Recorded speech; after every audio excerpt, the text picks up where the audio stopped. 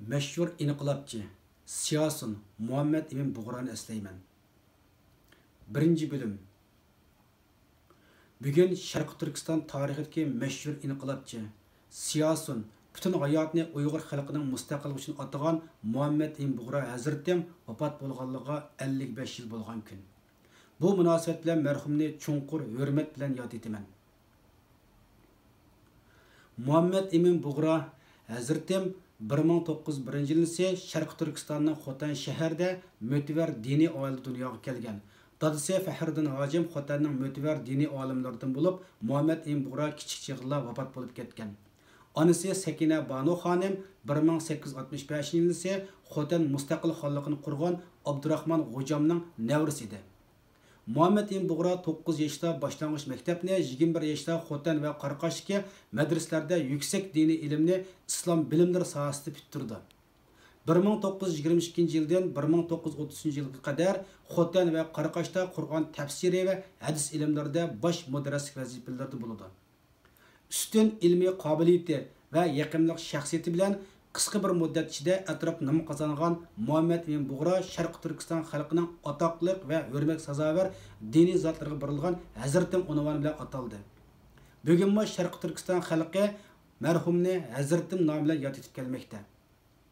Muhammed İmin Buğra yosh chog'idan boshlabla Uyg'urcha, Arabcha va Farscha she'rlarni yozib, qalamdan yetishgan bo'lib, shu davrlarda tashabbus qilingan ma'rifda yangilik ko'chish harakatini qo'llab-quvvatlagan. Ma'rifda yurgizilgan yangilik ve islohotchilik tarafdorlari bo'lganlik tufaylidan shu zamonning mutassib kishilarining qarshilik uchrab chetga qilgan. Muhammed İmin Buğra Qaraqashda yosh mudarris ve taliblarni tashkillab, zolim mustamlikchi Xitoy hukmronligining dahshatli milliy zulmi, milliy tangsiligi ve izishlaridan xalqimizni qanday qutuldirish yo'lida chor tadbir izladi. Buning uchun o ishni oldi bilan o'g'inish, tekshirib tadqiq qilish bilan boshlaydi.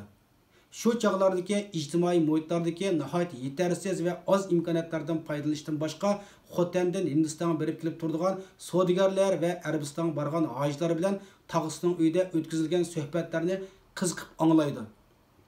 Bu kishilar chet eldan elib kelgan gazet jurnallarni o'qib, bilimni oshirib, dunyo vaziyatidan xabardor bo'ldi. Natijada ko'ngilda o'z vatanini ve boshqa millatlarning tarixini tadqiq qilish zavqi tug'ildi.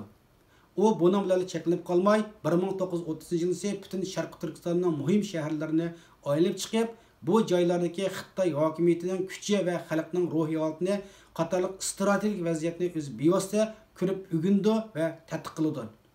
Diniy ve siyosiy jihatda mütever, yani 1930 yildagi Qashqarda qurilgan Sharq Turkiston Islom Cumhuriyetining qurg'uvchisi Sobit Damollam qatorliq zotlar bilan ko'rishib, vatan millatning taqdiri haqida ko'p fikrlash natijasida milliy ozodlik uchun Sharq Turkistonning shu chog'dagi vaziyatida qurolliq milliy inqilobdan boshqa chora yo'q degan tunishga kelgan.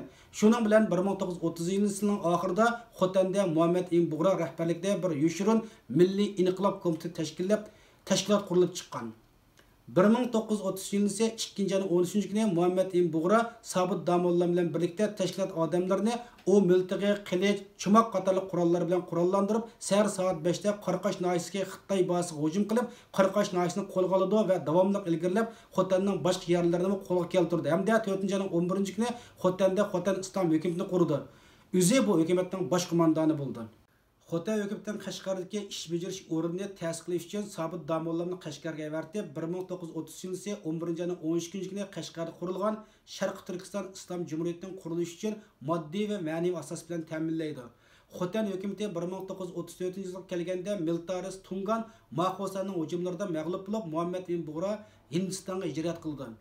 Hindiston ve Afg'onistonning Sharq Turkistonga chegirdosh bo'lgan Pamir ve Vaxan tog'liq rayonlarida qurolliq yig'ilish ve yurt qochish faoliyatlarini elib berib, Sharq Turkiston milliy ozodlik urushiga tayyorlik qildi.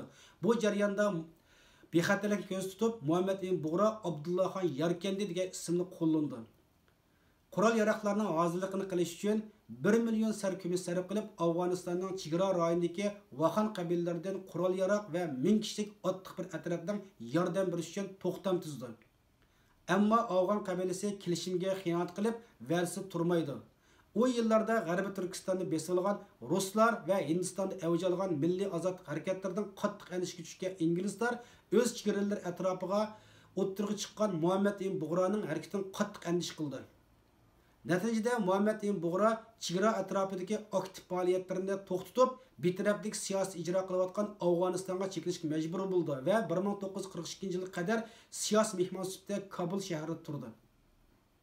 Bu jarayonda Muhammad ibn Bug'ro Kabuldagi Yaponiya elchixonasi bilan maxfiy aloqa qilishni boshlaydi va 1936-yil ise Yaponiya konsulxonasini ziyorat qildi va Yaponiyaning Afg'oniston turishliq bosh elchisi Kidada apandi bilan ko'rishib, Sharq Turkistonning mustaqilligini qo'llash uchun Yaponiya hukumatidan harbiy yordam so'raydi va Yaponiya hukumati bilan kommunizmdan mudofaa qilish koridori haqida hamkorlik o'rnatish yo'lida davomli izlandi. Baş elçi Kidadaning Yaponiya hukumatiga Sharq Turkiston munosabatli yo'llagan 1000 betlik telegrammalardan bu haqda texnik ko'p materiallarni ko'rib olg'ili bo'ldi.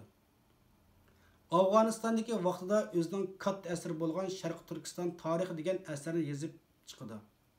Muhammad ibn Bug'ro Afg'oniston turayotgan mezgilda, ya'ni 1940-yil ise Aysa Yusuf Olattekin millatchi Xitoy, ya'ni Gomindang hukumati Xitoy musulmonlari do'stlik hayitining boshlig'i bo'lib Afg'onistonga keldi ve Muhammad ibn Bug'ro bilan ko'rishdi.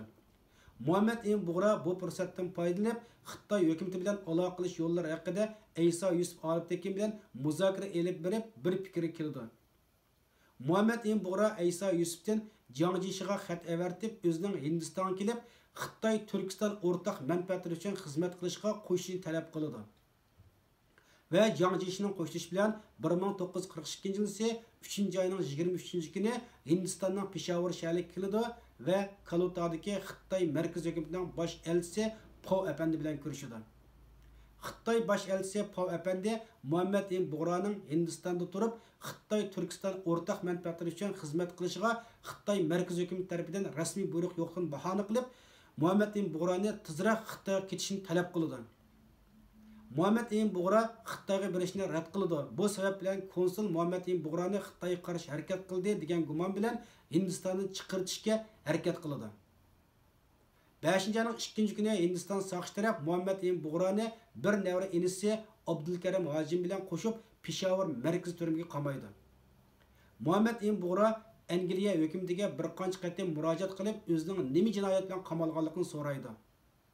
Angliya hukumati uning Hindistondan chiqib ketish sharti bilan turmadan qo'yib berilganligini bildirdi. Lekin Angliya hukumati uning Xitoy hukumatiga murojaat yozishga ruxsat qilmaydi.